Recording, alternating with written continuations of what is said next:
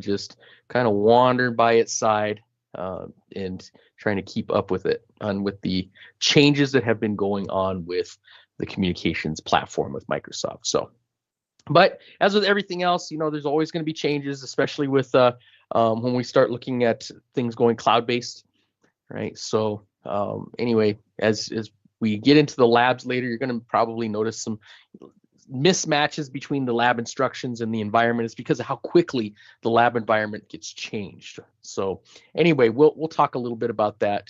The cloud environment changes very frequently. So excuse me, we'll talk a bit about that. But let me keep going here. Some housekeeping things. So as a reminder, this session is going to be recorded. It's not being recorded yet, but it will be, and you'll hear me re-announce this course to get the recording going. Your participant data is not going to show up in the recordings. Also, you'll notice that inside of Microsoft Teams, we have a Q&A section. I'm going to encourage you to use that particular section, and then frequently asked questions will be pinned daily and won't be re-answered in chat. So try to refrain from using the chat environment. Instead, take advantage of the Q&A section in the Microsoft Teams environment that we have going on. Lab information, so you'll note in the chat environment as well as in the, so in the chat environment, you're going to see the lab info. Okay, and so it's at cloudweeks.learnondemand.net, and there's a lab key that's listed there, a lab key. Okay, so that particular lab key is going to be used only for the first time you register. Only for the first time you register. Okay, tomorrow, let's say you register it today, tomorrow you're not going to need that key anymore.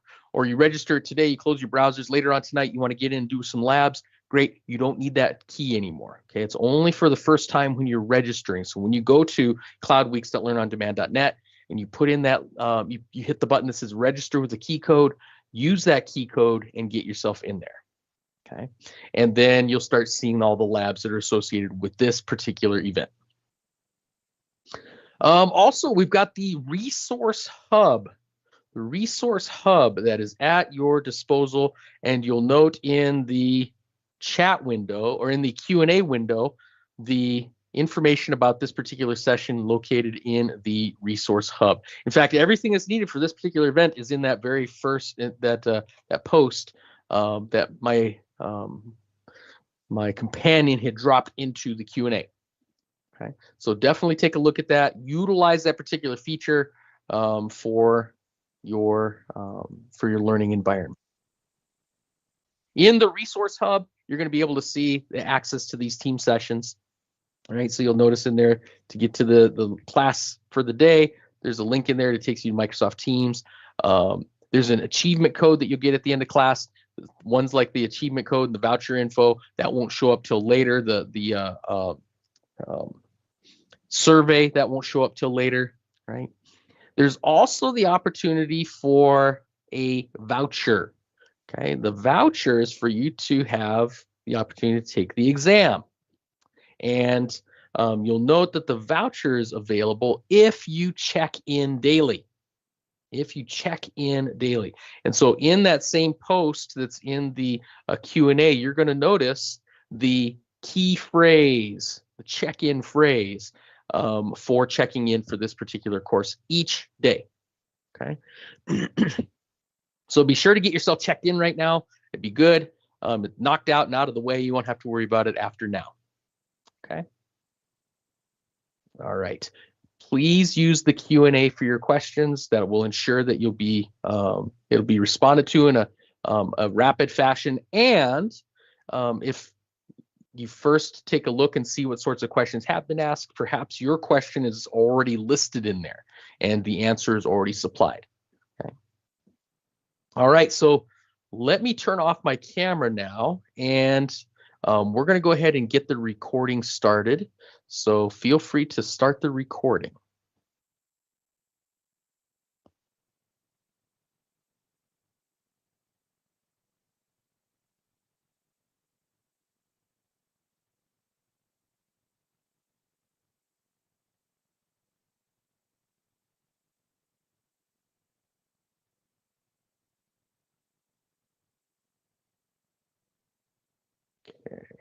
Let's see here.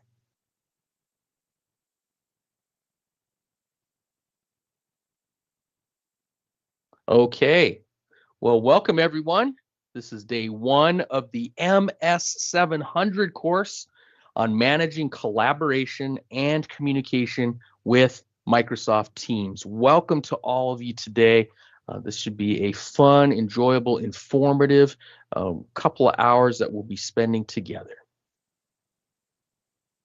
And so just briefly, we're going to dig into an agenda and see just what we're going to consider over the next several days. So today, we're going to start with the learning path. Get started with managing Microsoft Teams. So we'll talk a little bit about the Teams environment, planning and deploying the Teams environment, and even implementing lifecycle management and governance for Microsoft Teams. And so we'll talk about things like the appropriate Teams administrator roles. We'll discuss licensing for lifecycle management of your teams, identify where Teams stores content. That's always an interesting conversation to have with people. So that's a good spot to share with you all. Planning and managing update policies, and then creating and managing policy packages in Teams to make sure it's a repeatable process.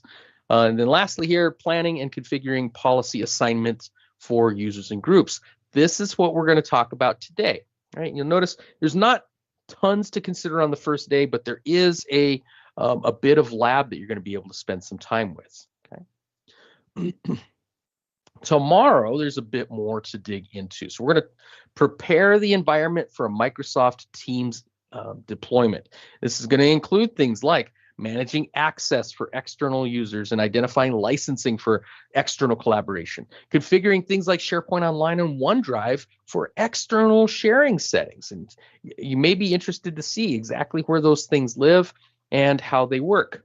Configuring external access in the Teams Admin Center, and configuring external collaboration settings in Microsoft Entra ID for guest access. Okay, so kind of interesting. We'll spend a little bit of time with the Entra environment and see how the Entra environment really does impact the Microsoft Teams environment. Then we'll also get into configuring guest access and sharing in the Microsoft Teams Admin Center, Microsoft 365 Admin Center, Microsoft Entra Admin Center, or the SharePoint Admin Center. Okay, so a few different spots where guest access and sharing can be configured. Then we'll dig into implementing security for Teams, licensing requirements for security and compliance, and then notice planning and configuring threat policies in Microsoft Defender XDR. Sure enough, there's exploits that are coming out in order to take advantage of the features of Microsoft Teams. And we don't want that for our organization, so that'll be a good thing to talk about. Another one, compliance. Implementing compliance for Microsoft Teams. So security and compliance alert policies for Teams, as well as retention policies for Teams. Maybe you've seen that little message before in some of the chats that you work with or the groups that you work with that this will be retained for X number of days, or these messages have been deleted due to your company's retention policy, right? So retention policies, getting those specified. Planning and configuring network settings for Teams, the ports, the protocols that Teams uses.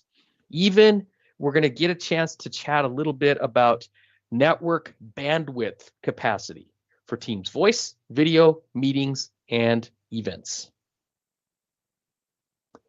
Day 3. Here's where we start talking about chat, Teams, channels, and apps in Microsoft Teams. And so on creating and managing Teams, we'll talk about how to plan for a Teams rollout by using Advisor for Teams. We'll also spend some time with creating a team by using the Microsoft Teams Admin Center, the Teams client, the Teams PowerShell module, and even Microsoft Graph. And I'm going to actually give you a little bit of additional homework on the Microsoft Graph piece because of how really important that is. Then creating a team from an existing Microsoft 365 group, SharePoint site, or team, creating a team from a template, and creating and managing templates and template policies for Teams. So templates are key to making sure we have consistency and regular control. So creating a team from a template and then understanding those template policies are going to be crucial for an organization. We'll then spend some time with managing collaboration experiences for chat and channels, different channel types, standard, private, and shared, and what the differences are, and when you'd use each one, how to add, edit, and remove channels, and even taking care of channel settings. Then we'll dig into managing apps for Microsoft Teams, managing the org-wide settings in the Microsoft Teams Admin Center, creating and managing app assignments and app setup policies, and lastly, manage permissions and consent for apps, including blocking apps. So sometimes people want to add apps into Microsoft Teams. Do we want every single app available out there to be plugged into Teams?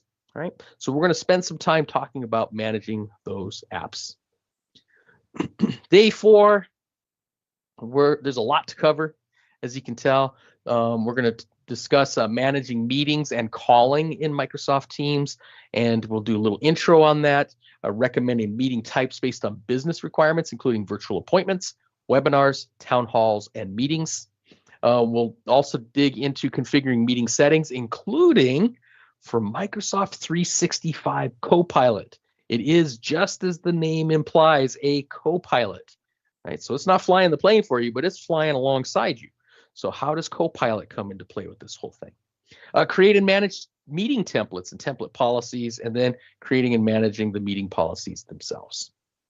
Under manage meetings and event experiences, we're going to discuss how to create and manage those event settings and the policies. Then we'll dig into configuring, deploying, and managing Teams devices, Teams phones, right? And identifying license requirements for Team phone accounts and resource accounts, licensing requirements for Teams devices, and even managing configuration profiles for those Teams devices. Under plan for Teams phone, we're going to discuss provisioning and managing the phone numbers for users, the services, any conference bridges that we need to work with. Under configuring Teams phone, we'll discuss assign, change, or remove a phone number for a user or a resource account, and then managing voice settings and policies for users. And then lastly, we'll dig into troubleshoot audio, video, and client issues. So monitor and report on voice and meeting quality. We'll get into reporting on Teams usage, team activity, app usage, active users, per meeting metrics, and even storage usage. Then we'll discuss collecting client-side logs. That can really aid in troubleshooting. How to clear the Teams client cache, troubleshooting issues by using the self-help diagnostics for Microsoft Teams, and lastly, troubleshooting team client installation and update issues. Whew. This is going to be a full week, isn't it? Well, what about Friday? Great question. Friday is going to be exam prep day. Okay, so this is where we talk about the things that that you'll need to keep in mind when it comes to taking an exam, how to register for an exam. We'll get into the voucher piece of this whole thing. Hopefully you've been getting a chance to work through the labs over the week as well, and that's going to be a big help to you. But also some test prep ideas. Okay, so some things that may assist you in taking a Microsoft exam. So I've taken, let's just say lots and lots of exams over the years. And so I'll have some tips and tricks for you to help you out. Okay. So let's start with Microsoft Teams and managing of the Microsoft Teams environment. One of the first things we want to do is explore the Microsoft Teams environment. And so you probably have noticed this over time if you've been using Teams for a while. Maybe you've been on the end user side for quite a while, and you've noticed more and more and more features being added into the Teams environment. Well, Teams is so much more than just chat. Maybe some of you remember the old MSN Messenger, right? And so MSN Messenger was a way to just chat back and forth. And then they added some voice into it, and which was kind of clunky. And then even remote screen sharing was added to it later. But nonetheless, Teams has so much capability built into it. In fact, Microsoft Teams is being called the platform for communications and collaboration within Microsoft 365. It is one of the tools that's part of the Microsoft 365 suite of services. And so it then plays well with other Microsoft 365 services and applications.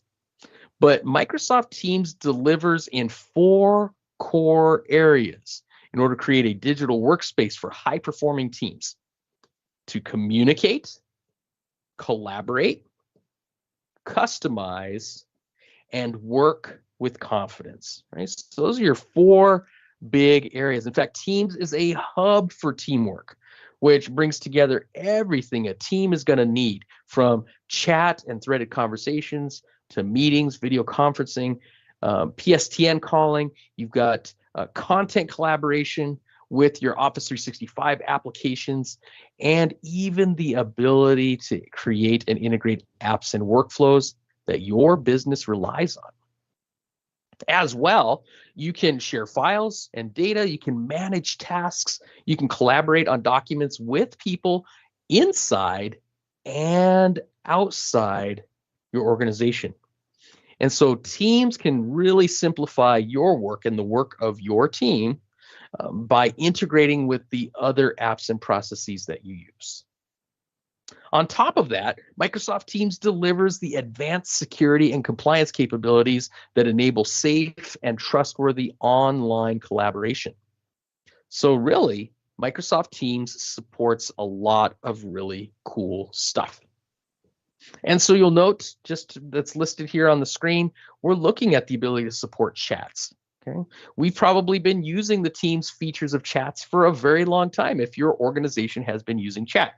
Chat can be a very useful tool to make sure that we communicate with individuals on some specific things without the need for a phone call. In fact, for some of us, we actually prefer using chat over a call, because now we have a way to have that information recorded for us so we can go back and review it later. You'll note here for collaboration as well, let's say that members of our team are dropping files into a Teams chat, or you'll note that you even have the option in Teams for files. So now we can collaborate on a document together. In the Office 365 realm, some time back, they released what was called co-authoring. And so we're talking, man, at least a decade back, that they started supporting co-authoring, meaning multiple people can work on a document together at the same time. Very powerful stuff. We're using that regularly today. And because of where Teams fits in the whole modern workspace, Teams can actually be a helpful container and front end for collaborating on content with other team members. You'll also notice that we have apps and workflows being defined here. Apps and workflows. So you can add other pieces into your Microsoft Teams environment, other apps that you wish to use. Some of them may be things like Microsoft Planner can be added in, or Microsoft Viva Engage can be plugged in. Perhaps you'll work with things like the Shifts capability, Clipchamp, etc. Other sorts of apps that can work in conjunction with the Microsoft Teams environment. But not only that, it'll also support your workflows. In fact, now with the support for the Copilot capabilities, Microsoft 365 Copilot, you've got all kinds of fun tools at your disposal. Teams works great in regards to meetings also. So you can schedule those meetings. They can be put right into your Exchange calendar, and those can be easily scheduled, sent out to other members of your team or other members of your organization. And lastly here, for calls, right? For calls. So, hey, that's why we had the telephone to begin with. But Teams can be used for calls. It can be for voice only. It could be for video conferencing calls. It can also, Teams can have a phone number associated with it. So you can actually make telephone calls with Microsoft Teams right from, let's say, your computer or your device, depending on your licensing. Note that all of these capabilities are secure and compliant. So if you get a chance to take a look at the Microsoft Trust Center, right? So Microsoft.com/Trust Center, you'll be able to see the different standards that are out there, such as PCI DSS, HIPAA or high-tech, Sarbanes-Oxley. You'll be able to see a variety of different compliance standards that are out there and how the Microsoft ecosystem fits into that. Right? Microsoft Teams is a part of a good number of compliance services that meet up to those regulatory compliance standards.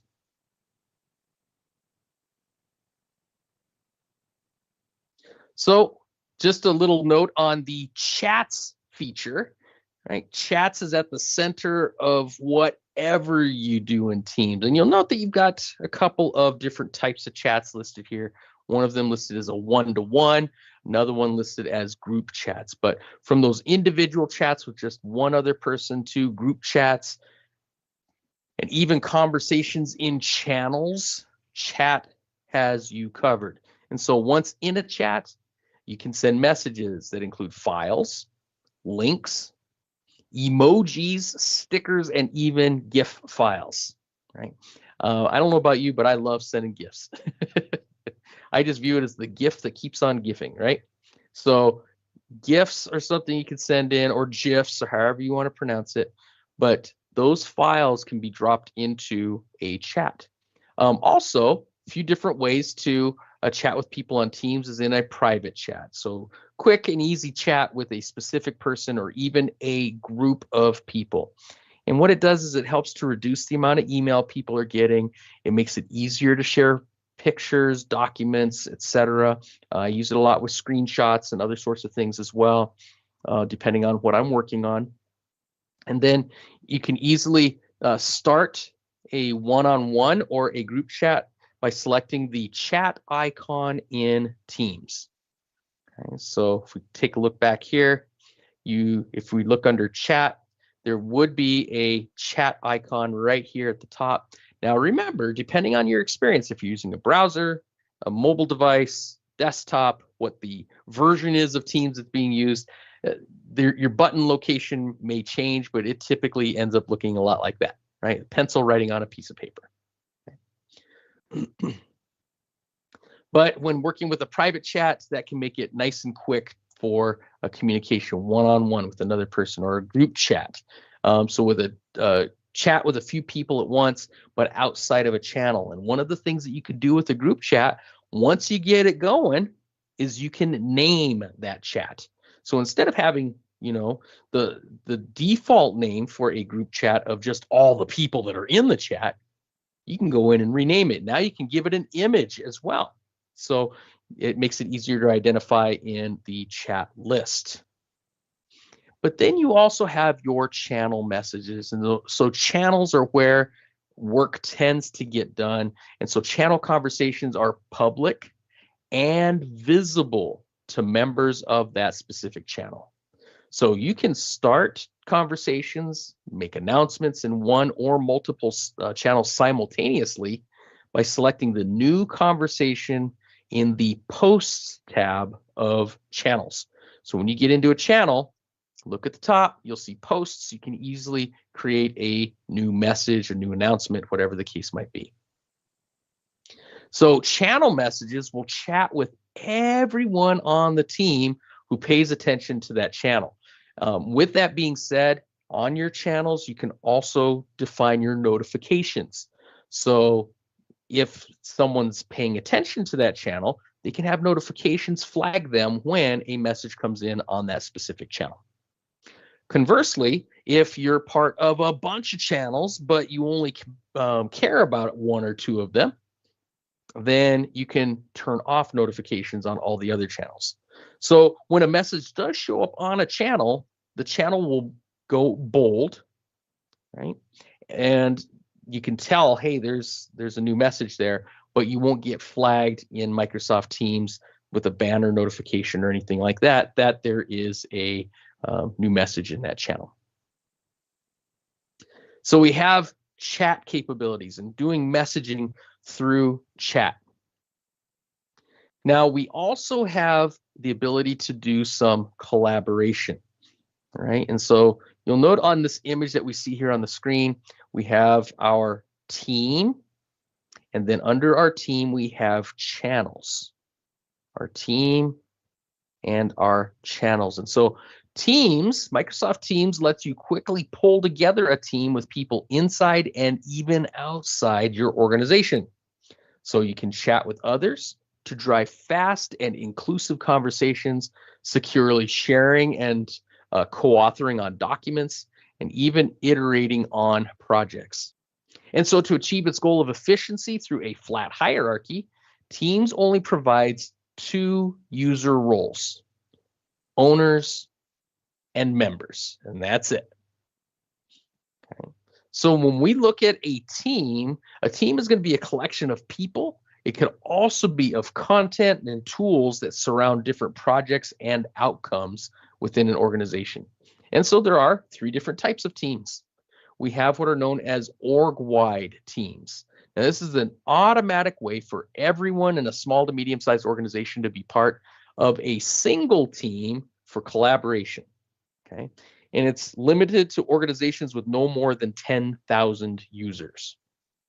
Okay, so if you fall under that, guess what? You get a org-wide team at your disposal. You also have what are known as public teams. Public teams are open to anyone within the organization, and so anyone can join a public team. Now, no, we're not talking channels. We're talking teams right now. Okay, so yes, someone could join a team. Lastly, we have private teams. And private teams are a very commonly set up one, but private teams will consist of only invited users. Okay, so depending on the types of teams you're putting together, that's going to impact the kind of team you're going to have. Is it org-wide? Is it public? Or is it going to be a private team? We also have the channels. The channels. You'll notice under this Mark 8 project team, this is a team, and we have a general channel. You're going to always have that, right? There will always be a general channel underneath that particular team. But then we have other channels as well. These are ones that are specific to certain collaboration requirements. Okay, and so you'll notice the general, design, digital assets, web, and go to market plan, they all just say their names. When you get into lead discussion, that's a private channel. When you get into partner discussion, that's a shared channel.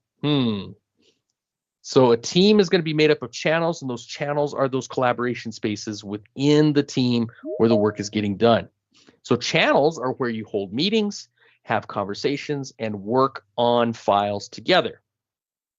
So when we have our standard channels, those standard channels are going to be visible to all members of the team, and they're available for conversations that everyone on a team can participate in. Okay. Well, depending on the type of content that's going to be discussed, the sensitivity, etc., perhaps we want to only limit that particular content or that discussion to just a subset of the people on the team. Enter private channels. See, private channels are similar to your standard, but they restrict access to conversations, files, and apps to a subset of team members. Note that those that are invited to a private channel do have to be part of a team already. Okay, so they're added to the team, then we could add them to that private channel. And so this enables private collaboration within a project or a department.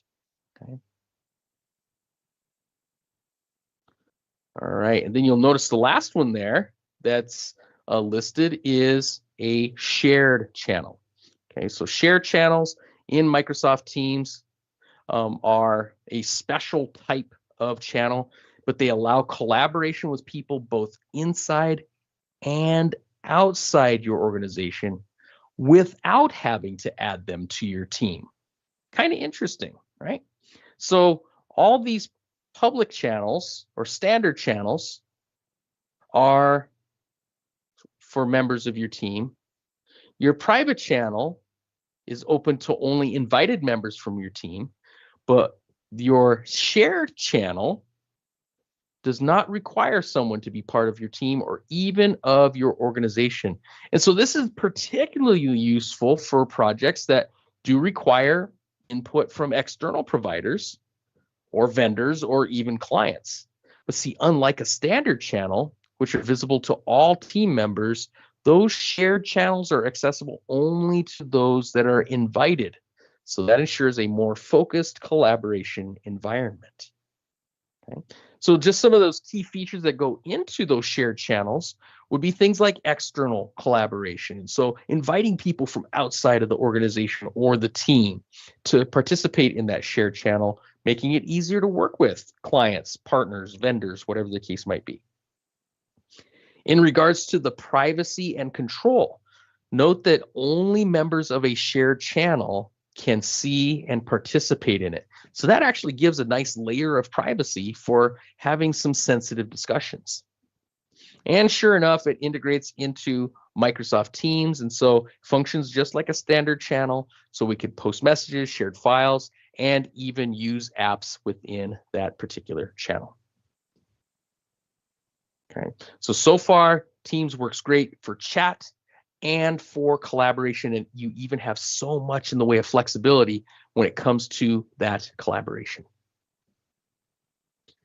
But now let's talk apps and workflows.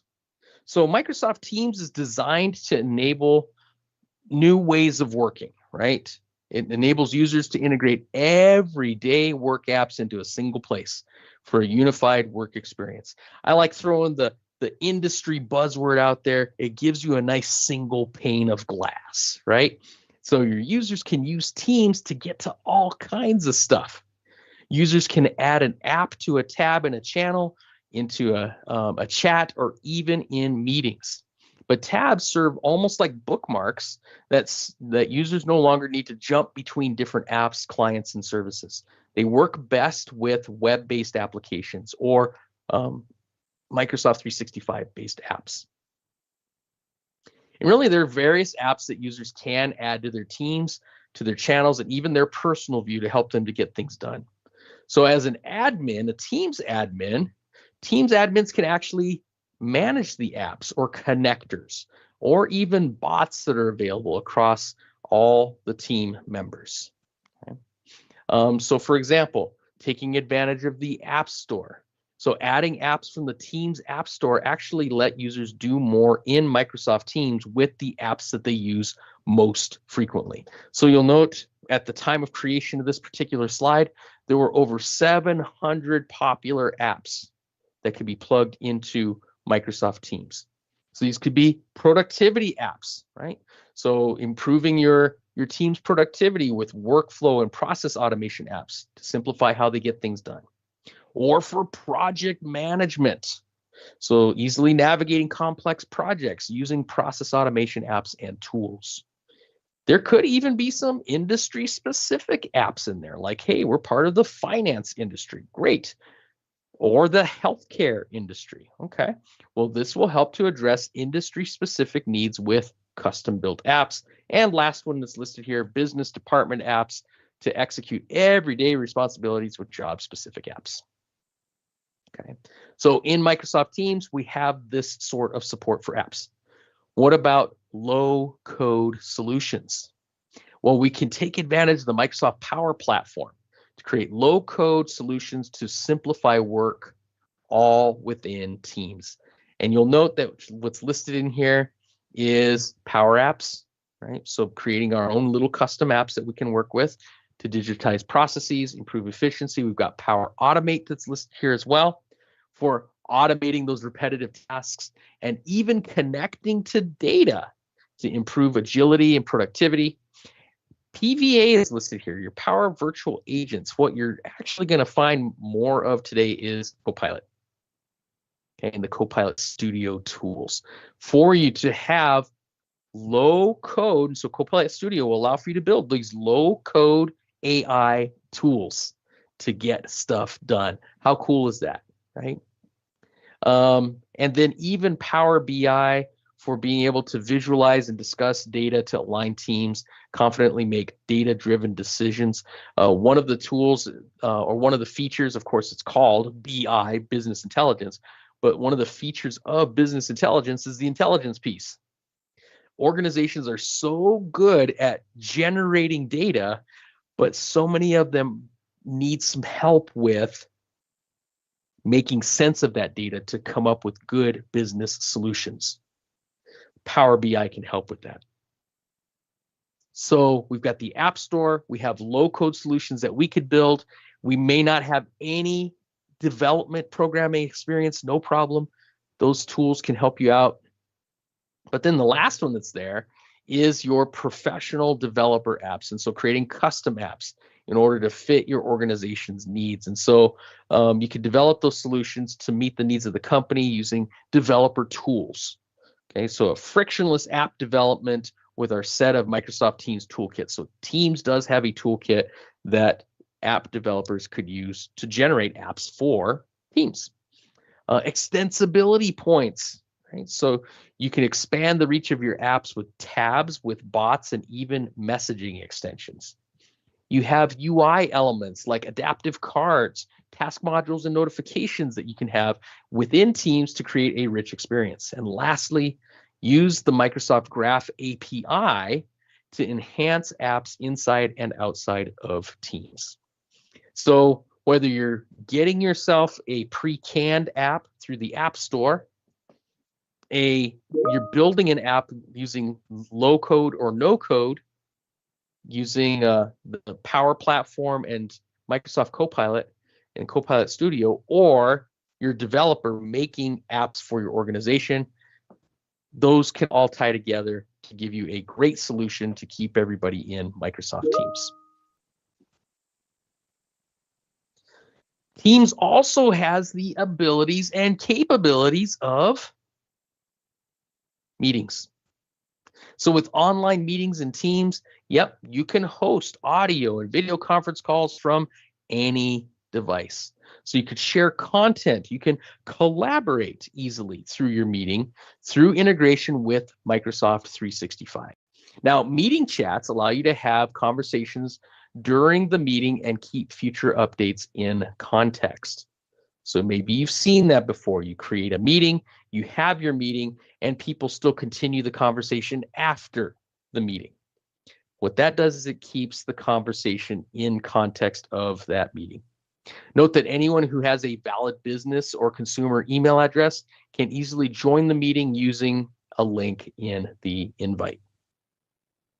So you'll notice there are 3 different types of meetings that are listed here. We have Teams meetings, Teams webinars, Teams live events. In regards to Teams meetings, this will include things like audio, video, and screen sharing, and really one of the key ways to collaborate in Microsoft Teams. So this is good for things like one-on-one or group meetings, for chatting, sharing, and for collaboration. That center one is a Teams webinar. Teams webinar. So this will provide you the tools to schedule a webinar, to register attendees, to run an interactive presentation, and lastly, analyze attendee data for effective follow-up. Okay, so for your Teams webinars, it's a customer webinar, custom attendee registration capability. The last one that's listed here is a Teams live event.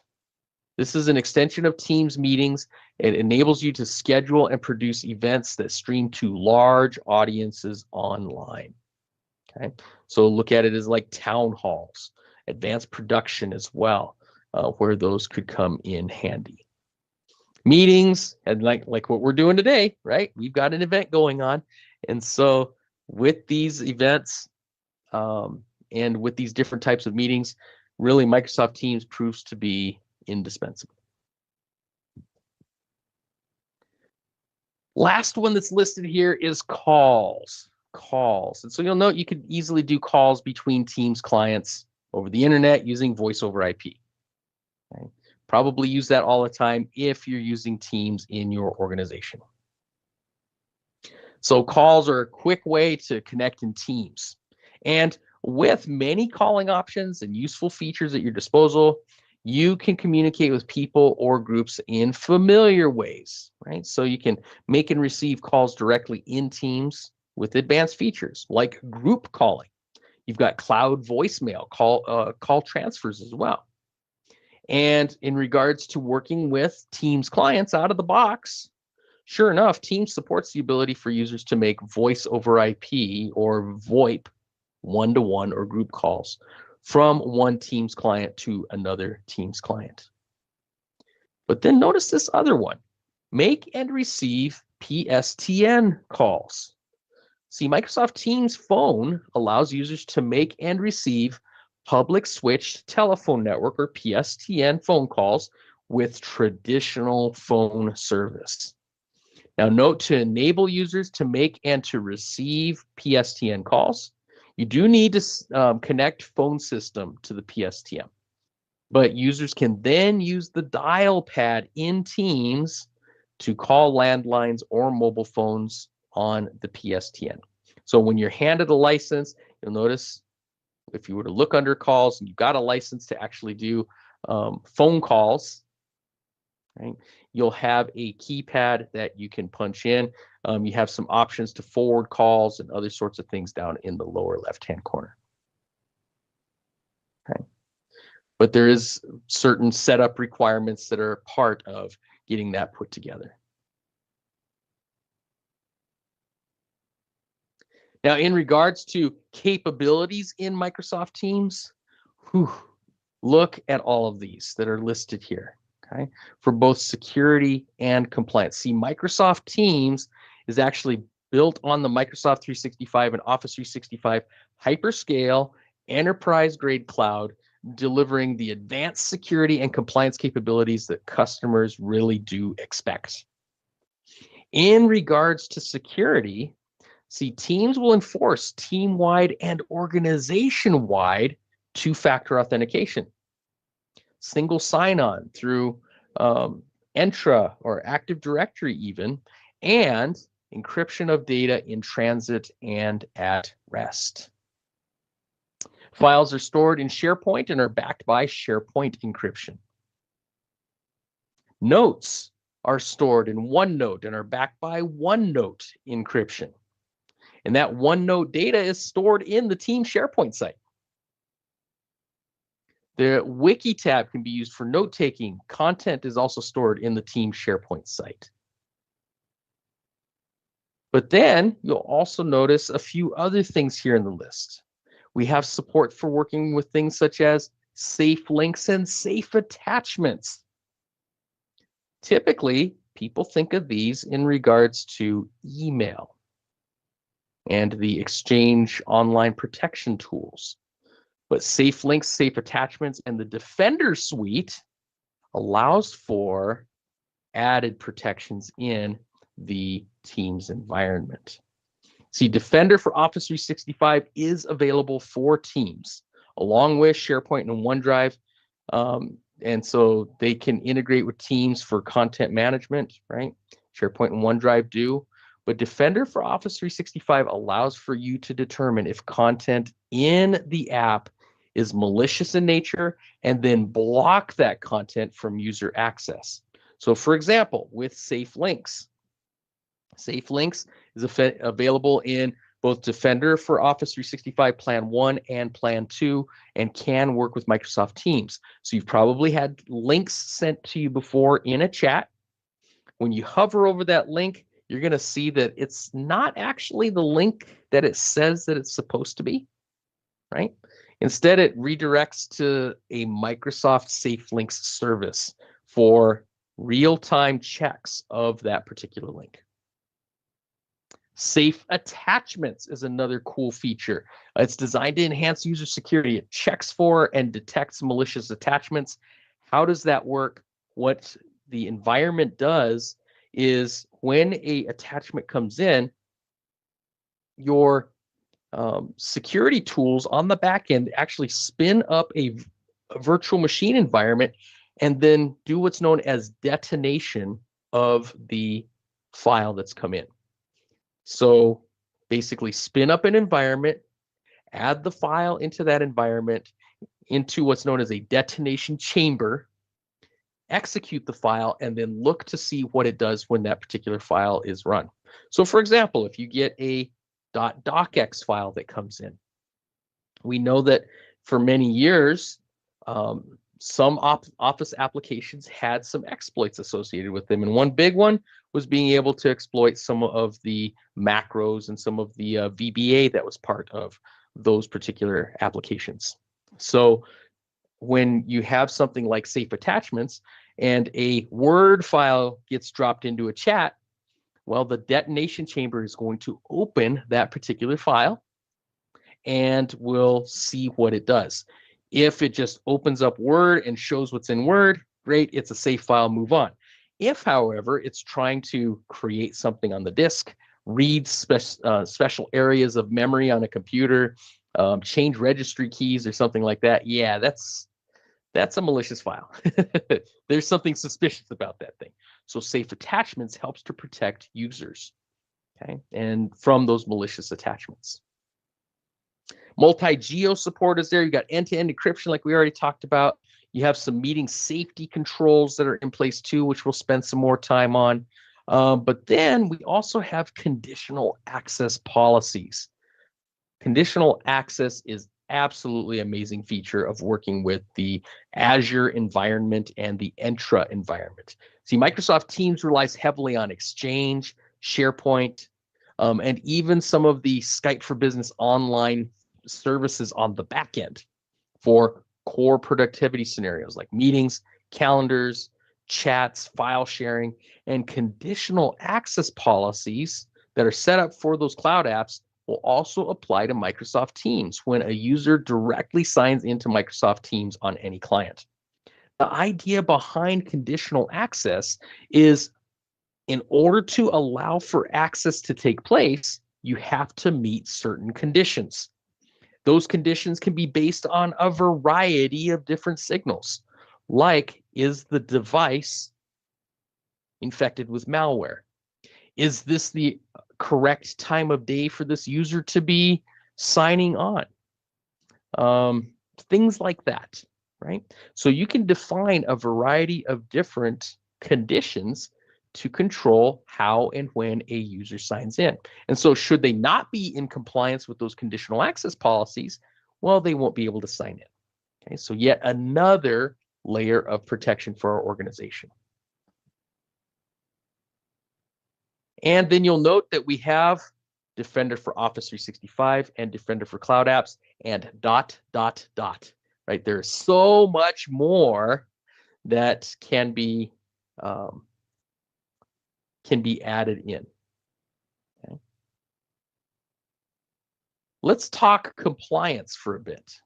Okay, compliance. So Teams does have a wide range of information to help you with compliance areas, including things like your communication compliance for channels, chats, and attachments, things like retention policies, or even data loss prevention policies. Okay, so just briefly, DLP is there to look for certain phrases, patterns, things like that, that are deemed as sensitive and shouldn't be put into a chat or an email or something like that, or a document. So as a user does put those things in, that could flag the user that, hey, a little problem with your data there, right? Or it could alert an administrator that somebody's doing these very things. Data loss prevention is, as the name implies, tries to keep confidential data from leaving the company. E-discovery and legal holds are things that you can put on your channels, your chats, your files. You have audit log searches. You have mobile application management with Intune that comes into play. Wow, there is a lot for compliance. One of the other features that you can work with in Microsoft Purview is what's known as an information barrier. Information barrier. So those information barriers are policies put in place by Teams admins to do things like keep people or groups from communicating with one another. Like there's no business need for them to do so, Perhaps we have a regulatory reason to block them from doing so, but it also allows you to set policies related to things like lookups, e-discovery, and things like that. Purview communication compliance. So communication compliance in Microsoft 365 does allow you to add users to in-scope policies that can be configured to examine Teams communications for things like offensive language or hate speech even, right? Things that may be deemed as insensitive or not okay by HR standards, right? Sensitive information can be looked for. Information related to internal and regulatory standards can all be put in and worked with through communication compliance in Purview. In regards to retention policies, this allows for you to both retain data that's important for your organization to keep, perhaps for regulatory reasons or legal or business reasons, but also remove content and communications that are not relevant to be retained. Okay, so many times you'll see channels may maintain their data for a long time, but chats, individual chats, may be set for a much shorter period of time. In regards to e-discovery or electronic discovery, you're identifying, collecting, and producing electronically stored information in response to a request for production in a lawsuit or investigation. Okay, so company gets subpoenaed for data. Well, we now need to start grabbing the data that's associated with that subpoena. Okay, so capabilities include things like case management and preservation, search, analysis, and even export of Teams data. So many times we think of e-discovery as being all the files that somebody's put together or tried to take out of SharePoint or email sent out, but Teams data is relevant as well. See, for Teams meetings and calls, a summary of the event that happened in the meeting and call are created and made available in eDiscovery also. So Microsoft Teams has a lot of really amazing capabilities associated with it.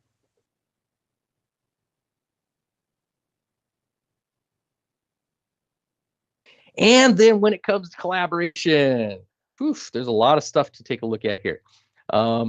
Deep integration of Microsoft Teams with Microsoft 365 allows today's multi-generational workforce to use Office apps that they're familiar with, right? Word and Excel, PowerPoint, right? You've got OneNote, you have SharePoint Planner, Power BI, Microsoft Forms, Viva, Loop, right? If you haven't used Loop before, I would suggest that you take a look at and kind of review a little bit about what Microsoft Loop is. Okay, it's a pretty powerful tool. Keep everybody on the same page, no matter which of these services that they use. Okay, and so all of these different things can all be run within the context of Microsoft Teams. You got a whiteboard, great. Show it in Microsoft Teams. You working on a Word document, great. That opens up in Microsoft Teams if you want. See, Teams brings all of those services together so you can easily share and co-author files with one another. Perhaps you're looking at this list and going, yep, I use most of these, or I use some of these. Okay, but add to the list, please, your Microsoft Loop components. Okay, get familiar with Microsoft Loop. So yes, Microsoft Loop is good for your work environment, but also may show up on the exam.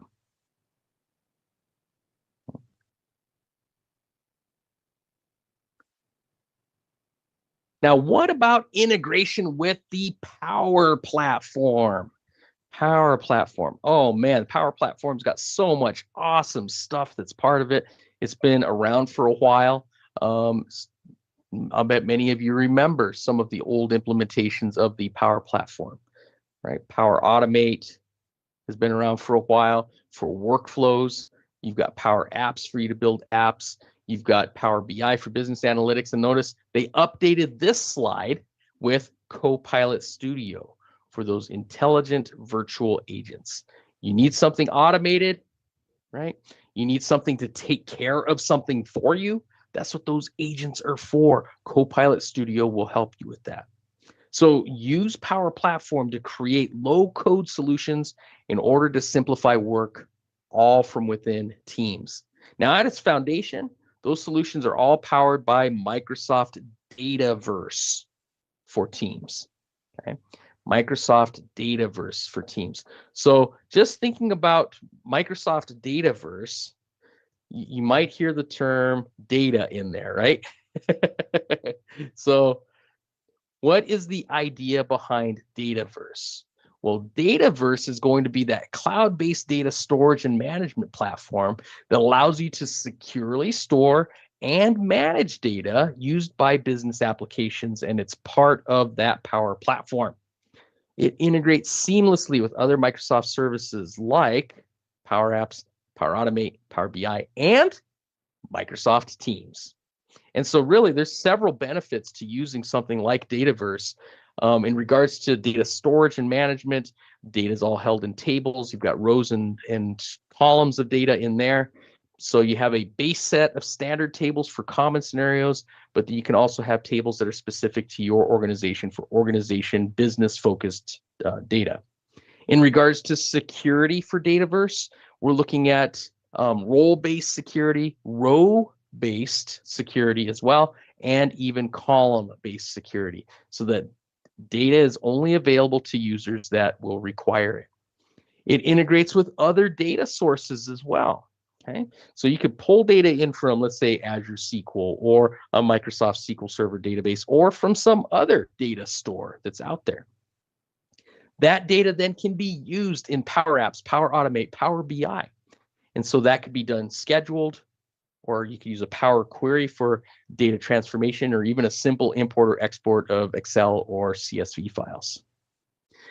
There's a lot of capability that's associated with Microsoft Dataverse, and the fact that Dataverse is accessible and usable with these Power Platform tools in Microsoft Teams makes it very, very powerful. Okay. In fact, the Power Platform itself does have these main solutions that are associated with it. For Power Apps, for the low-code app development solution, basically anyone can build an app without any coding experience. I'm going to tell you now, it's even easier than ever. When you fire up Power Apps, right at the beginning, Copilot says, "Hey, what are you looking to do?" And you know what? You get yourself quite a framework put together by using Power Apps. Power BI for business analytics and visualization tools, right? So you can map things, you can graph things, you can drill down into tables of data. It allows you to derive insights, build powerful visualizations on top of your data. Power Automate for workflow automation, allowing users to build those simple and powerful automation solutions, making everyday business processes so much easier. And then even Copilot Studio for intelligent virtual agents. Now, at one point we had Power Virtual Agents, right? So PVA was there, but now to replace PVA is Copilot Studio, right? And so now Copilot Studio can help you with building those intelligent virtual agents and bots. Note, you don't need a background in code or AI to make these things, right? You tell Copilot Studio what you need, and then have a chat with Copilot, and it helps you get it done.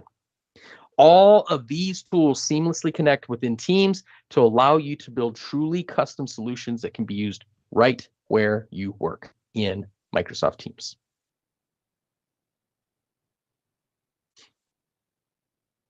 Now let's discuss planning and deploying Microsoft Teams. Planning and deploying Microsoft Teams. Okay, so first off, administrator roles. Okay, so one of the things we need to always think about is the principle of least privilege. The principle of least privilege. The idea behind principle of least privilege is that we give people just enough access that they need in order to get their job done, and that's it. Okay? Just enough access that they need in order to get their job done. And so if someone doesn't require being a Teams administrator for the whole service and all that other stuff, don't put them there. right? Maybe they just need to be in one of these other roles. So Microsoft 365 does provide various pre-configured administrative role groups so that selected users can receive elevated access to administrative tasks within Microsoft Office 365 services. And note that these role groups are assigned through portals like the Microsoft 365 admin portal, through Azure portal, or even through PowerShell. Now, you'll note several administrative roles have full access to all Teams service settings, like the global administrator and the Teams admin. Those two have access to everything that is Teams related, okay? But other roles only provide access to certain parts of Teams to perform recurring tasks like troubleshooting call quality problems, managing telephony settings, things like that.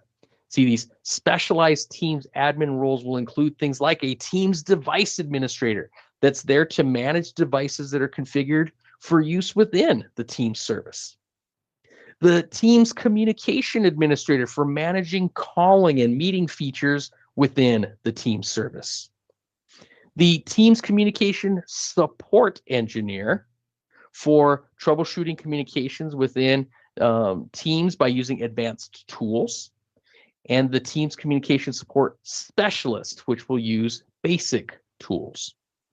Last one that's listed here is the Teams telephony administrator.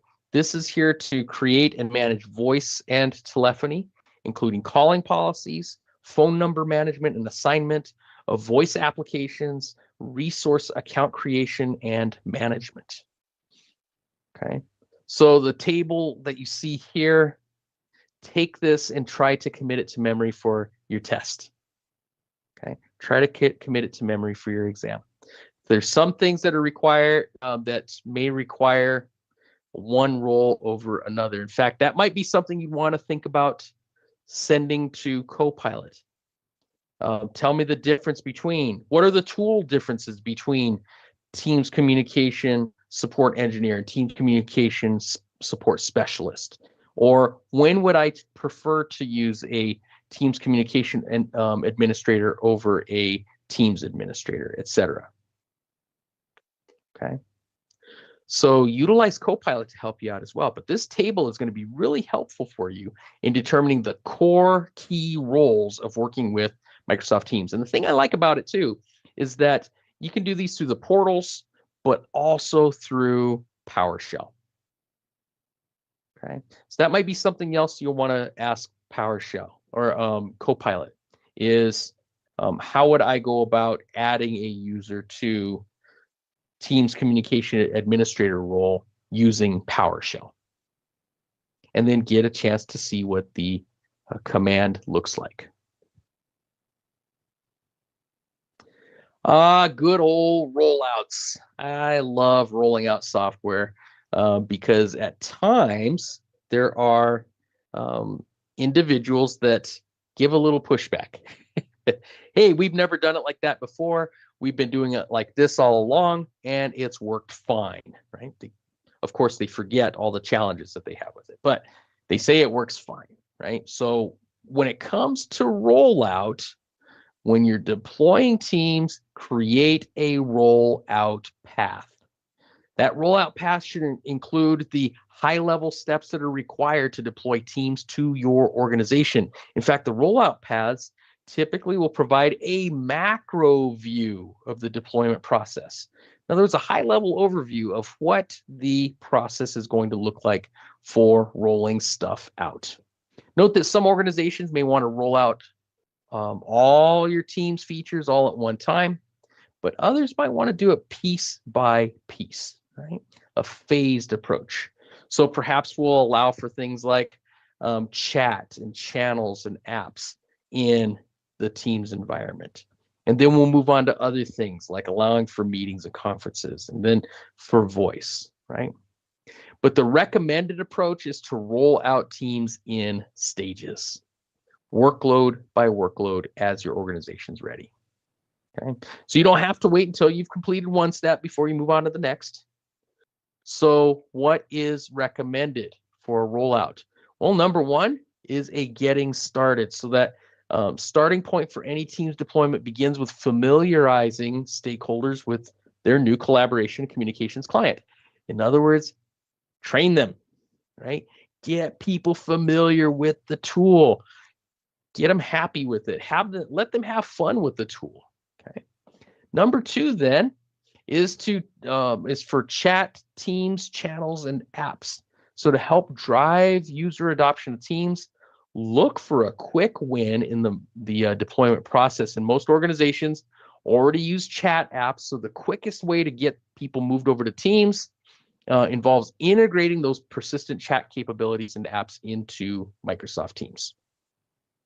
So the integration lets users continue using their legacy solutions they're comfortable with, avoiding disruption in their daily activities. Okay? So progressively move people to the Teams environment. Number 3, meetings and conferencing. And so implementing meetings and conferencing in a Teams deployment is typically done later in the rollout process.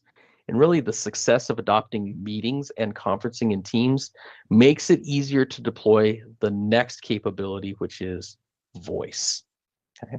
And so that last step is going to be that full voice integration of the PSTN calling into Teams. And so switching voice communication from traditional solutions to Teams does require a comprehensive transition plan. In fact, a lot of organizations stop at step 3. They stop at step 3.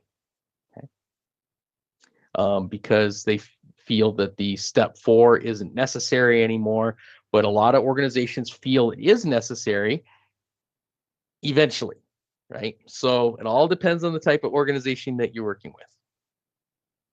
But when looking at the getting started piece, what can we do? Well, notice, create your first teams and channels. Then onboard early adopters, okay? Those that are excited about working with technologies and something new, get them on board with you, okay? Help them, let them see what the tool can do and let them experiment, okay? The more excited that they are, the more contagious that is to the organization. Then, as you get those early adopters going, monitor usage and feedback. Let them use it. You're going to be able to tell through the tools what features are being most heavily used and which ones aren't being used. That'll help you to see, okay, maybe we need to train a little bit more on this particular aspect for adoption for Microsoft Teams. So look at that, but then also accept the feedback. I don't like the way your channels are put together. I've had that discussion a number of times with organizations. They put together a channel structure and it just does not suit the needs of the organization. Okay, so listen to feedback, right? One thing, a phrase that I like to keep in mind is I'm not married to this, right? So I might have my idea of how something should be implemented, but there are hundreds of other ways to do the same thing. Don't take it personal. Okay. So listen to that feedback, implement that feedback, or see what you could do to include that feedback in what you're going to be doing moving forward. As you implement the feedback, keep monitoring usage and feedback. Eventually, some of that feedback is going to start declining. Then you can widen your scope out to, let's say, another pilot group until finally you start your organization-wide rollout. Okay. Please don't forget, with most of these services and tools, you're going to require some training as well. Make sure you train your users. When they're trained, they feel capable.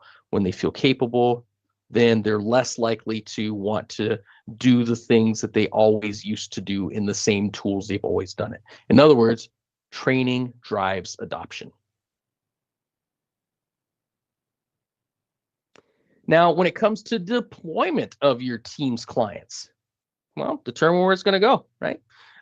Team desktop clients can live on Windows or Mac devices. Mobile clients can be Android or iOS devices. Okay, you can work with a web client. You can work on a VDI, right? So if an organization is using a virtualized desktop infrastructure like AVD, which is the Azure Virtual Desktop, sure enough, it'll work here. Okay. So Teams is available across your mobile, desktop, and browser platforms. And so it's integrated with communications and meeting room devices for a frictionless experience no matter which device a user will work from. What Teams has desktop clients available for, as you see here, Windows, Mac, and Linux, web clients, mobile clients for Android and iOS. And so while each of these clients do require an active internet connection, your desktop clients will support a limited offline mode as well.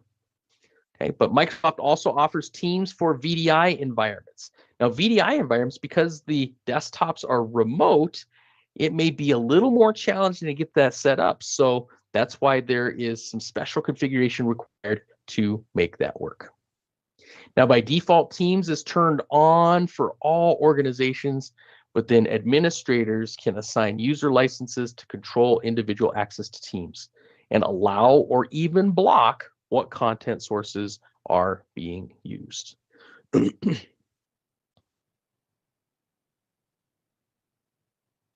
Now, in regards to Microsoft Teams for VDI, the Microsoft Teams for VDI component is optimized for those virtual desktop environments for enhanced performance, for AV optimization, and broad compatibility across so many those platforms. AVD, you got Windows 365, Citrix, VMware, Horizon, but that Teams for VDI is designed to run efficiently in virtualized desktop environments, because there's a slim core media engine that actually decouples multimedia processing from the remote desktop client. So that actually improves call setup times, video resolution, reduces resource consumption compared to using just that classic Teams client. And so your new Teams client also supports that AV optimization for working with a VDI type environment.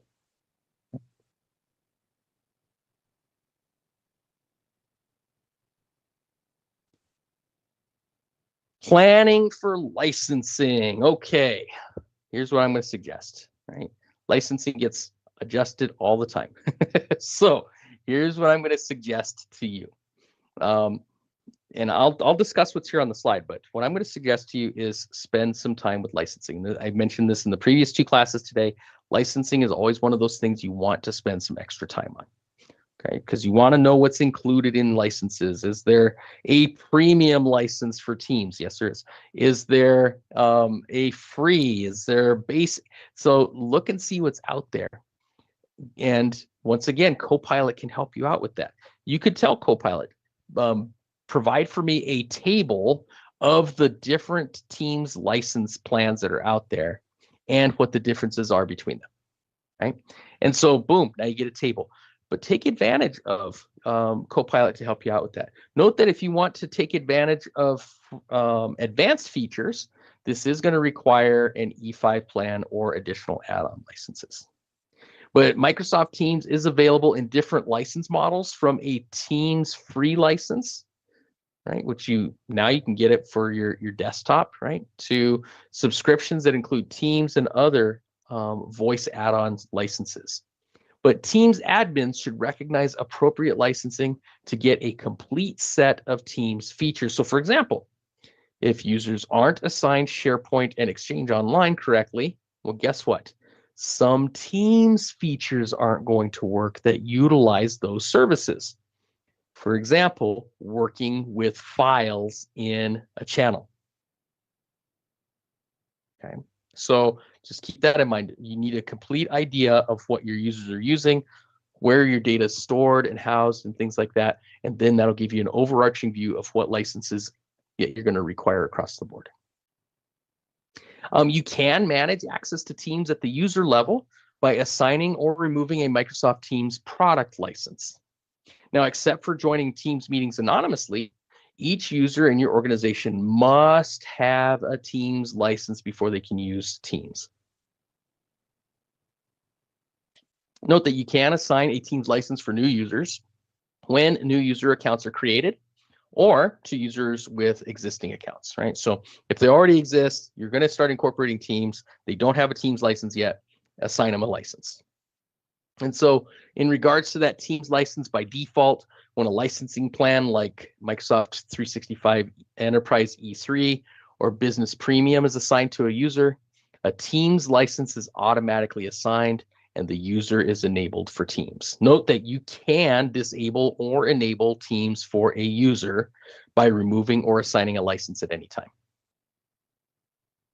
Teams free license, right? So the free version of Teams is best for businesses that need to get up and running quickly with secure online meetings, chat, and cloud storage all in one app for free. Okay. So in your organization has a limited admin role, and the person who has this limited admin role can then add and remove team members and even specify whether anyone can invite other members. But the user doesn't have any advanced administrative capabilities, and so no access to the Teams admin center. So really, if you want to get the full set of Teams features, all your enhanced administration, including your admin portals, well, sure enough, you're going to need to pay for Teams, right? Upgrade to the full version of Teams, get the appropriate licensing for your users. Now, what about guests? Well, licensing for guests. See, your guest access can be used with all your Microsoft 365 Business Standard, Microsoft 365 Enterprise, and Microsoft 365 Education subscriptions. Note that no additional Microsoft 365 license is necessary. Okay. But only people from outside the organization can be invited as guests. How about Teams add-on licenses? Well, besides basic Teams features, there's add-on licenses for things like audio conferencing, phone system calling plans, and even Teams rooms. For your audio conferencing, organizations will need to buy and assign an audio conferencing license to each user who will set up dial-in meetings. Now, for calling plans, each user will need a phone system plus a domestic or international calling plan. Okay, and then, yeah, so you've got your calling plans at your disposal as well. Okay, so like I mentioned with licensing, spend some extra time reviewing licensing. It changes. Microsoft recently released a E7 license. Right? What kind of changes are part of that?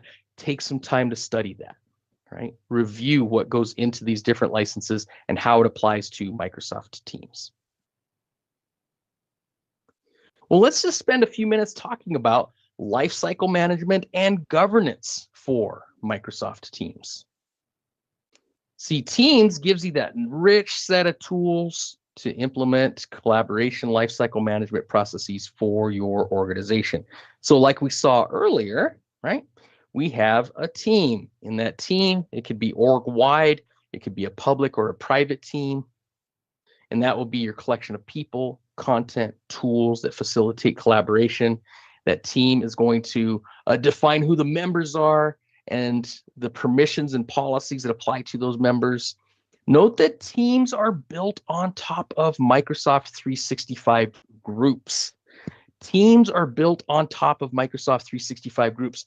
So that's going to be another thing I'm going to suggest you research. Spend some time understanding what a Microsoft 365 group is and what is created under the hood when you create a group.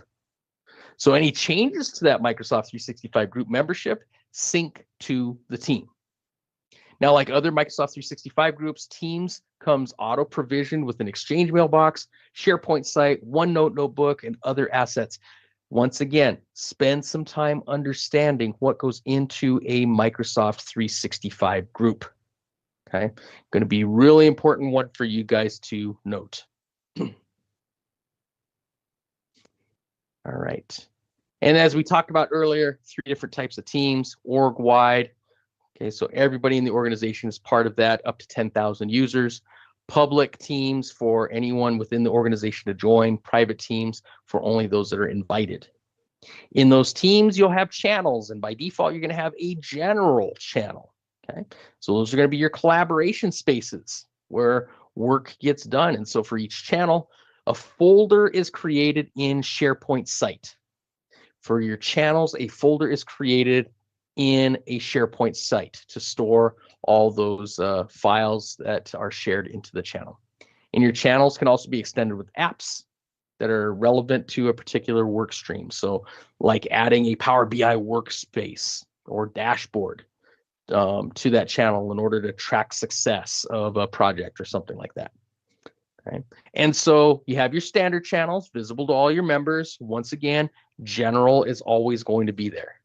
But then we have private channels. So you might say a subset of your team will be invited to that private channel. Okay. And so your private channels, you may want to do some digging on this too as you're doing your research. Your private channels will have their own techniques for storage. Okay, they'll have their own techniques for storage. So your public channels our standard channels will all be put into the SharePoint site.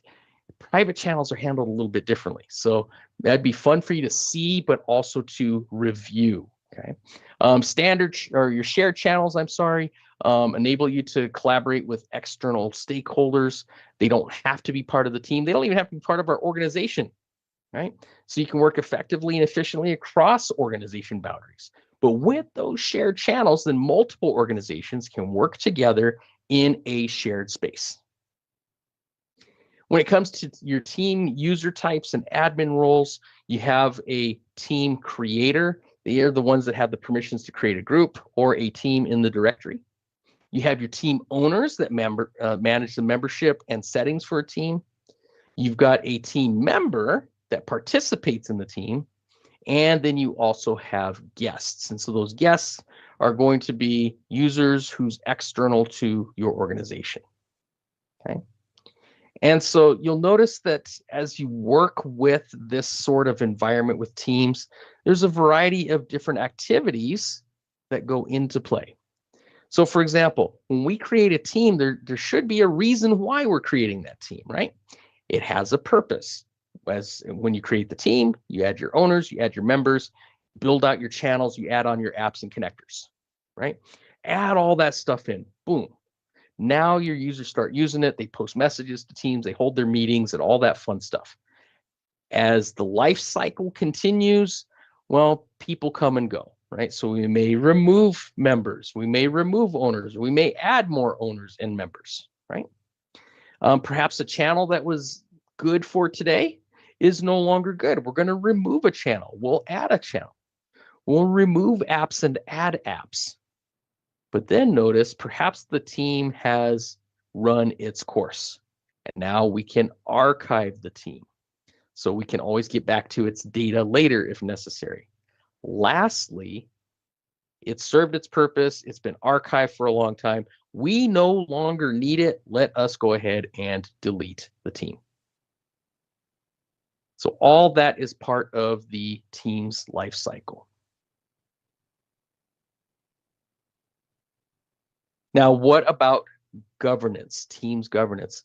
There are so many tools. Microsoft 365 has a rich set of tools to help implement any governance capabilities that are going to be needed.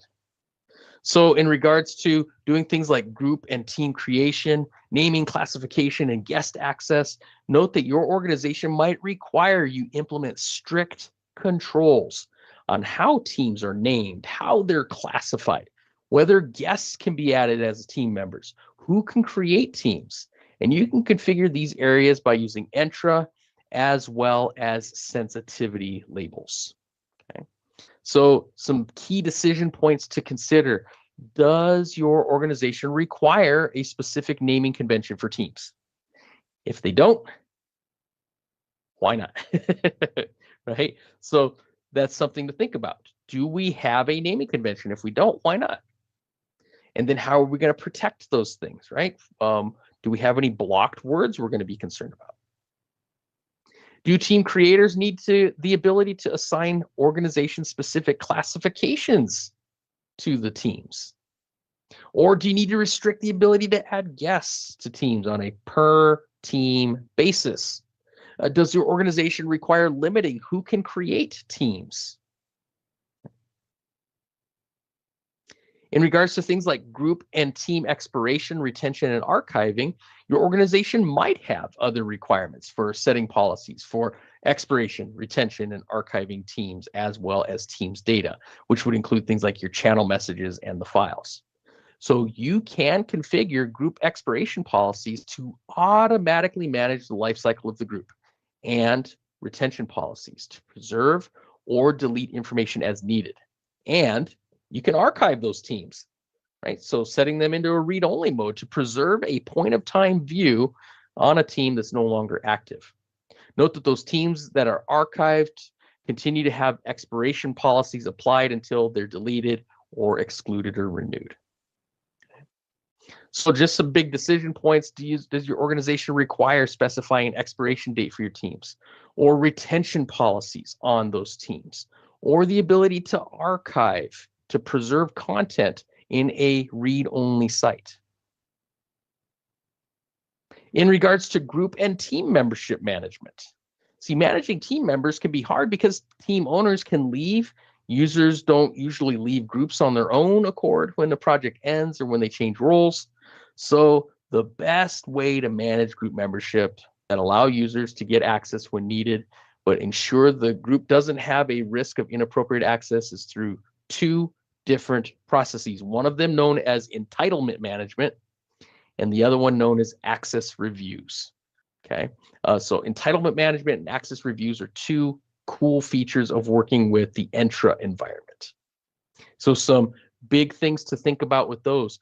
Does your organization require a consistent process for managing membership of one or more teams? If not, why not? Maybe we need to build one. Does your organization require owners or members themselves to justify their continued membership of one or more teams regularly? Does your organization require approval for users and guests to request access to resources, including teams, groups, SharePoint sites, and apps? Then in regards to managing the features of teams, another important aspect is the ability to control what features that users will have access to. So you can manage things like messaging, meeting, and calling features, either at the Microsoft 365 or Office 365 organization level, or even on a per user basis. So some key decision points are: does your organization require limiting Teams features for your entire tenant, or does your organization require limiting Teams features for specific users? Another aspect to think about when it comes to Teams governance is security and compliance. See, Teams is built on advanced security and compliance capabilities of Microsoft 365 and Office 365, and support auditing, reporting, compliance content search, e-discovery, legal hold, retention policies. This means that it will work in conjunction with tools like Microsoft Purview and Defender. So if you're using those tools, are you using them to help protect your Teams environment? Now, just some things to note in regards to licensing requirements for lifecycle management features of Teams. And once again, this is one of those things you're going to want to spend some time doing your own research on and studying on, is licensing, right? So Microsoft Teams is built on top of the Microsoft 365 licensing, Office 365 environment, right? So for hyperscale, enterprise-grade cloud, delivering the advanced security and compliance capabilities that customers do expect. And so when it comes to security, Teams will enforce team-wide and organization-wide two-factor authentication, or single sign-on capabilities, encryption of data in transit as well as at rest. Okay, we talked about some of those things earlier, like your data being stored in SharePoint. It's stored in SharePoint encryption. Notes in OneNote, part of OneNote encryption. OneNote data is being held in SharePoint. Okay? And also you have some other security features like the Safe Links feature. Okay, that provides protection for links in Teams conversations, group chats, or from channels. That Safe Attachments feature that I mentioned earlier with the detonation chamber, right? It's designed to enhance user security by checking for and detecting those malicious attachments. And so you'll notice the licensing that's listed here, Defender for Office 365 Plan 1 and Plan 2. How about compliance? Well, Teams does have a wide range of information to help you with compliance areas, such as communication compliance for channels, chats, attachments.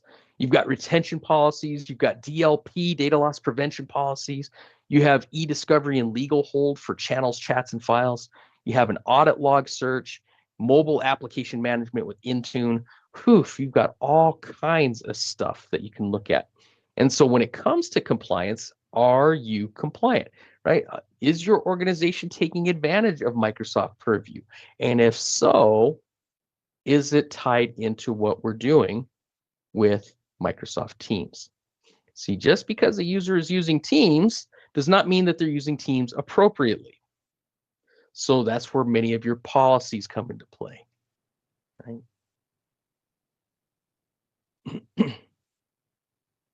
And so when we're looking at things like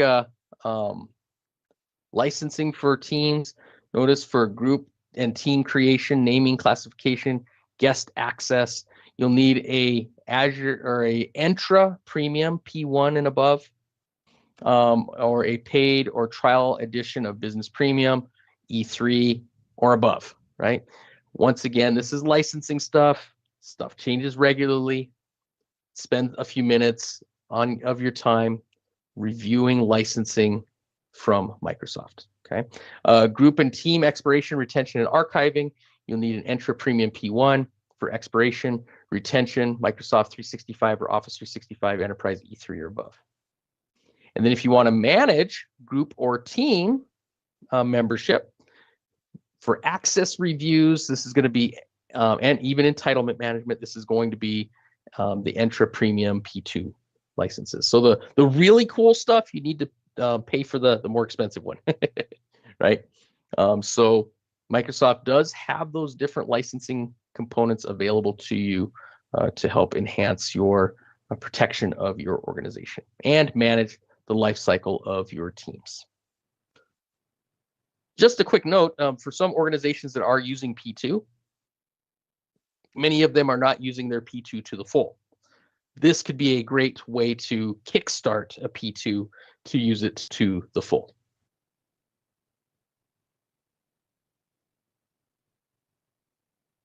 All right, where does our stuff get held? You know, when you're looking at how your team's environment is put together, you've got so many different ways to communicate with people. Where does all that stuff get put? Well, I'm going to go all the way to the bottom first. Right? So here I am using my Teams client, and I'm communicating with someone, let's say one-to-one. And I put my file into a chat with somebody. Okay, because it got dropped into chat, guess what? It's stored in my OneDrive. Does that person have access to my OneDrive? Well, you may have noticed that before, that frequently if you're in chats, maybe with people you've never had to interact with before, and then you go to share a file, then you get that nice little red box around what you just shared, and it says, hey, not everybody's going to have access to this thing, right? So those files can be held in OneDrive. In regards to your calls and your meetings, well, that's all held in the Skype services on the back end, and held, your call summaries, your meeting summaries are all held in Exchange Online. Okay. In regards to working with teams, right? So which means that you're working with Microsoft 365 groups, or perhaps you're doing one-to-one chats or group chats. Well, that all runs through the chat service and held in user mailboxes or group mailboxes. Okay. Whereas if you're looking at files and wikis and stuff, well, that's going to be put into the SharePoint team site. Okay, so as you share files into a channel, that will be put into the SharePoint team site. So this is kind of a cool slide because, you know, as you continue to use the Microsoft Teams environment, there may be times where you're like, man, where does that thing actually end up living? And this is a wonderful description for where your stuff goes. So Teams is going to be that central piece for that logical architecture of productivity services in Microsoft 365. And because it is built on Microsoft 365 groups, Microsoft Graph is part of this, and the same enterprise-grade security, compliance, and manageability features that are part of the Microsoft 365 suite are part of working with Teams. But some of the dependencies of Teams, note that Teams app capabilities depend on an underlying communication and collaboration technology. So when you actually create a team, you get a Microsoft 365 group, SharePoint Online site, and a document library to store team files, Exchange Online mailbox and calendar, a OneNote notebook, right? So all of those features are part of that. And then everything else that we just talked about, these are the storage locations.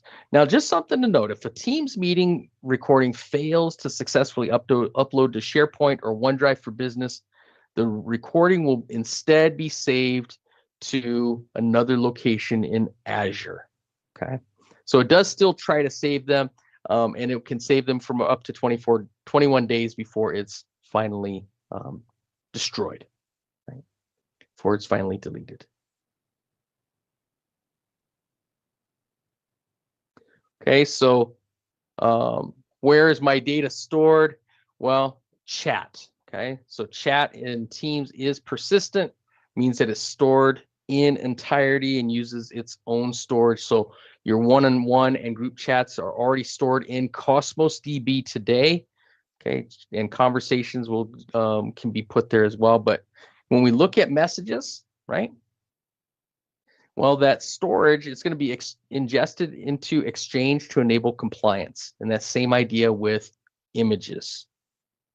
When we look at files, if it's a team files, it gets put into SharePoint, right? So if we drop it into a channel, that's going to be put into SharePoint. Whereas if it's one-to-one with somebody, well, then it's going to be put into my OneDrive. If I have voicemail, well, that's going to work with individual mailbox in Exchange. Your meeting recordings, they'll be saved into SharePoint, OneDrive, or Azure Media Services temporarily. For calendar meetings, those are going to be in your individual mailbox in Exchange. Okay. As you notice, when you start making your meetings, go into the calendar, add a meeting, boom, it's going to show up in your Exchange calendar too. The contacts that you create will also be put into Exchange. And then lastly here, any telemetry data is going to be stored in a Microsoft data warehouse. Right? So telemetry would be usage data and performance data. Notice no customer content is part of that. Okay, so Microsoft, we capture telemetry data, very strict rules about it. It cannot contain what we call end user identifiable information or any customer content. But all that gets scrubbed out, like email addresses, channel names, and stuff like that, all goes away.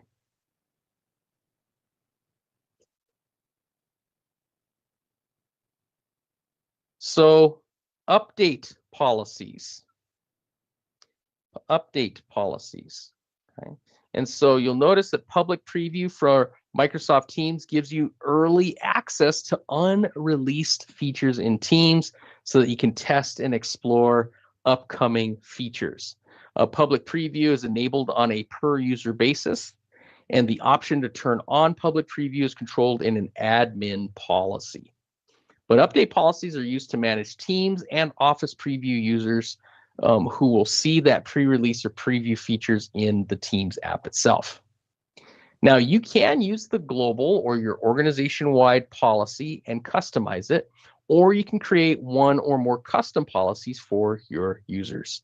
So if you do want to create a custom update policy, get into the Teams Admin Center and under your Teams, create the update policy, and then name it, configure it the way that it needs to be configured for that policy. So you'll notice a Teams update policy, and we're defining the settings that are behind it. Note that we have follow Office preview as an option. So That's going to automatically enable Teams public preview for any user currently enrolled in Office Current Channel. Okay. Or you could say enabled, so this person gets it, right? They're going to have the new previews as they come out. Or not enabled. Well, Teams public preview features will not be available to your end users.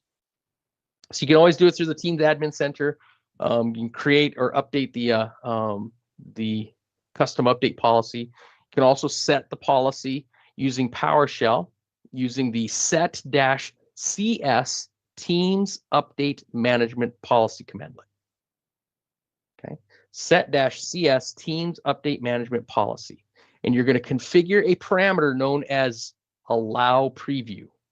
Okay, and configure the Boolean value parameter of either true or false. And so once you create that custom policy, then you assign it to users and to those specific users because it doesn't overwrite the global policy. So if you're in your Teams Admin Center, under Teams, go to your Teams Update Policy, choose that update policy, and then you've got the option to select, add, or assign users. Begin assigning your users and then roll that out to them. Now, depending on the assigned policy, users will need to switch to public preview from their Teams client. And so users who are assigned the update policy with not enabled, they're not going to see any Teams preview features. Those that are assigned with the follow Office preview option and not enrolled in the Office current channel will not see the Teams preview features because they go hand in hand. Users that are assigned the update policy with follow Office preview and are enrolled in Office current channel will get to see the preview settings, or those that are assigned the update policy enabled will see an option in the Teams app that allows them to switch to the public preview.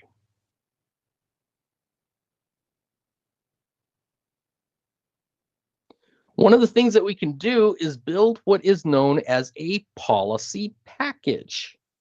Policies, right? So look at that as being like restrictions or limitations that we can put out there. See, a policy package is going to be a collection of predefined policies and settings that you can assign users who have similar roles in your organization.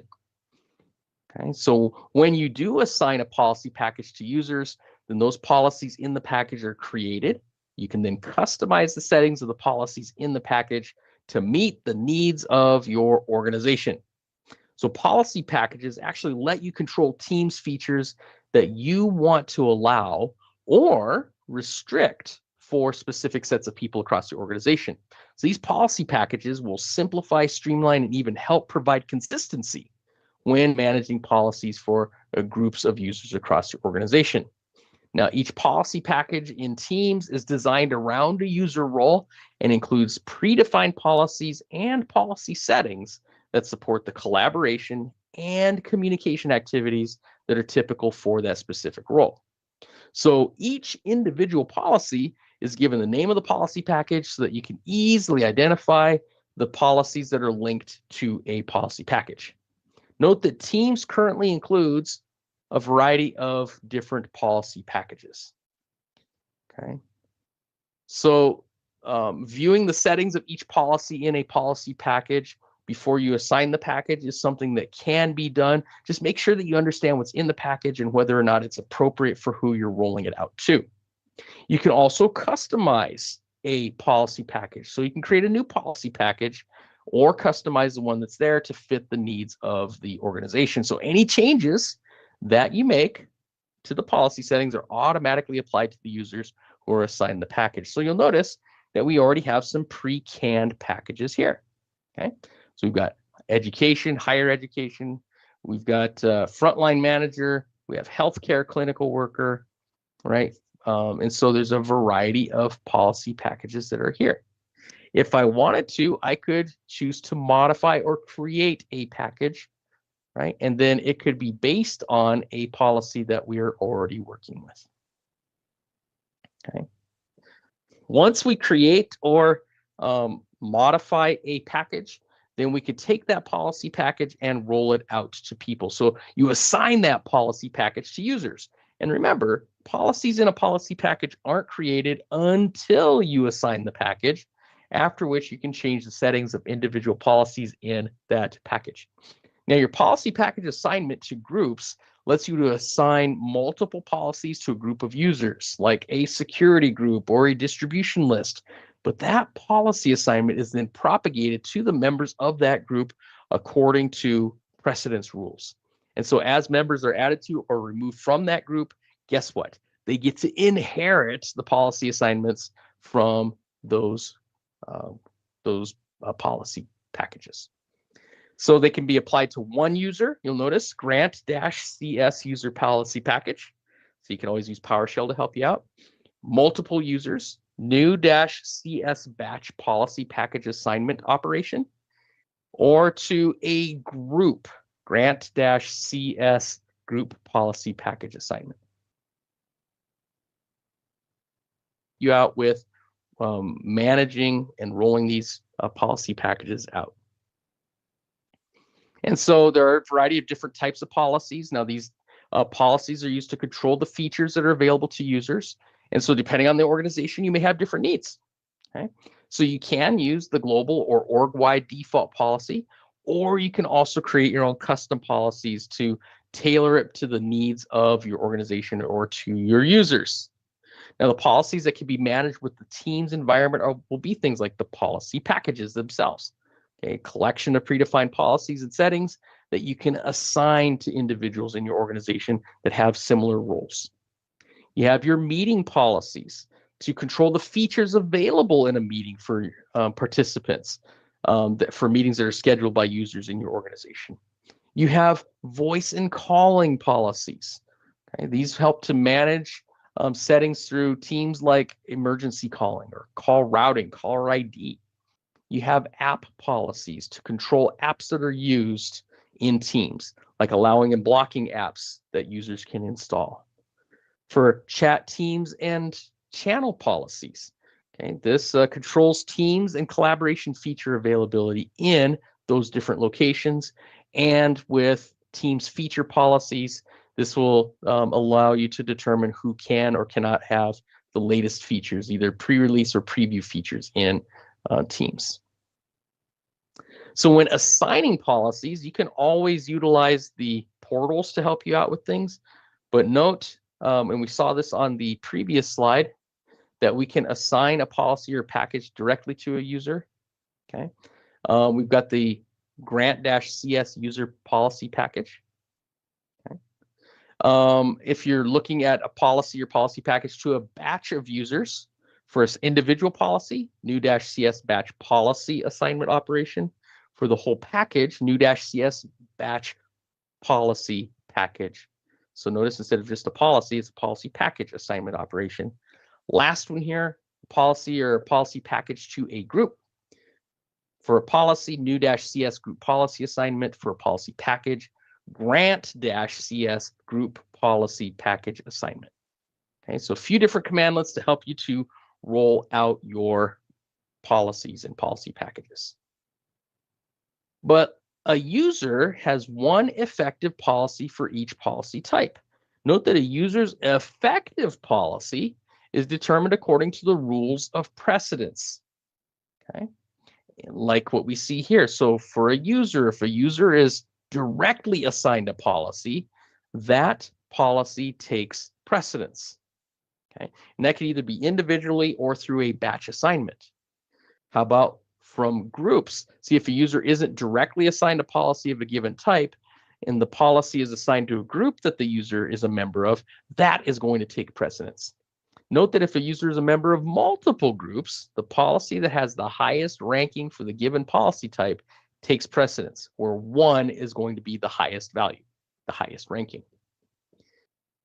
And org-wide. So if we have no direct assignments, no group assignments, well, then the user will get the global or org-wide policy for that policy type.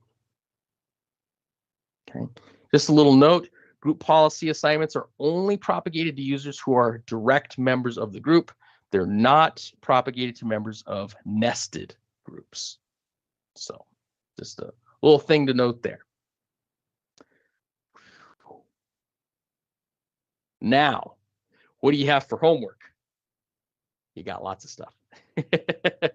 So spending some time with what we just talked about is going to be a good one. Go back through that information in the learning path on getting started with managing Microsoft Teams, but implementing lifecycle management and governance for teams, looking at expiration policies, naming policies, including setting up blocked words, archiving, deleting, or unarchiving one or more teams, configuring settings for group creation in Microsoft 365, restoring or troubleshooting the deletion of a Microsoft 365 group, identifying when to use Entra access reviews for teams and groups, performing operations for teams by using PowerShell and Microsoft Graph.